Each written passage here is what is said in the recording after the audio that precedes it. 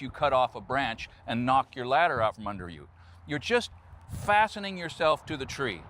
So any fresh piece of rope is going to do it.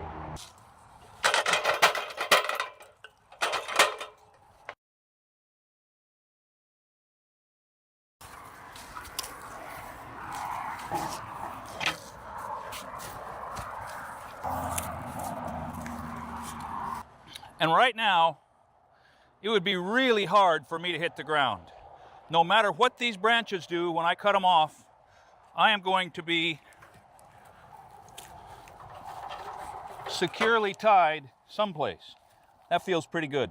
I'm going to pull up the saw and get to work. That's an example of a drop cut. You cut the compression side outboard of where you cut the tension side, and so it tends to not hinge down and knock your ladder. So up here on this ladder, cutting off these branches is not a big deal, or it wouldn't have been 20 years ago. I used to be real relaxed up here, but I'm not real relaxed up here right now. But the two things that are on my side are this nice light Makita saw. It's quiet, it does the work. I could throw it to the ground and not be out too much as long as the batteries survived. And the other thing is, I get to talk to Buck and Billy Ray Smith every once in a while. He and I have become buddies, and I'm thankful for it. And I called him up about this video. I said, should I show him kind of a homemade harness? Why, sure, because any harness is better than no harness. He is quite a guy. If you have not discovered his channel, you got to do that.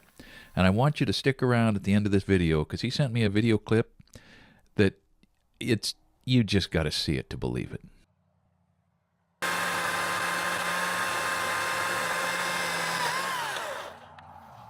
By the way, if I wasn't going to use a ladder here today and tie myself off with webbing, I would have used our old climbing gear. Oop, this is on the left. So these work like that, see? I mean, you put on the spikes, you strap those on, and then you've got these things. You can stick like a tomcat to a piece of bark with those things. This big old belt goes around your waist. This steel core rope goes around the tree. Up you go. First time I used this gear, I was 15 years old, and my dad had me lifting or limbing some old Douglas fir trees, chopping the limbs with a double-bit cruiser's axe. It put some guns on me. And the last time I used this was 9 years ago. We were about a year into this channel, and I was 59, and it was a lot easier then than it would be today. But it doesn't matter. I love these things. I just wanted to use the low-dollar way to live off a ladder when you just have to take some limbs off and the ladder's all you've got. Anyhow, I'll finish up that job over there, but old school sometimes is best school.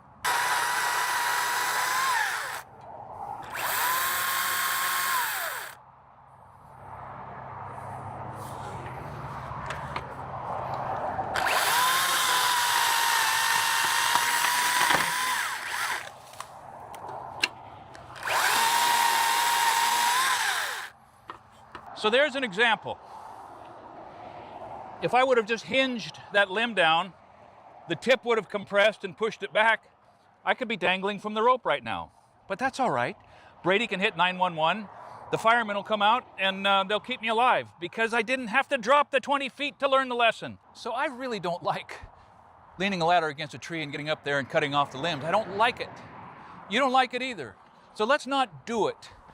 And when I was thinking about this video, I thought, yeah, I don't want to give people the idea that everybody ought to try this. So I went at the Essential Craftsman Academy last night on Shop Talk. I said, guys, here's what I'm doing. What do you think? And Dan said, look, at least tell them to tie a short piece of rope to the ladder and tie the ladder to the tree. You know what? I thought, good idea. Now, maybe you've got good ideas about how to use a ladder and, live to talk about it.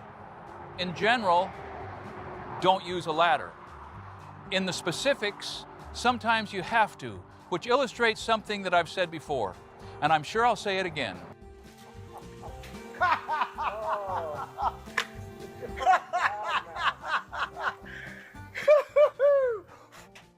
Rules and policies are for the strict adherence of fools and the guidance of wise men.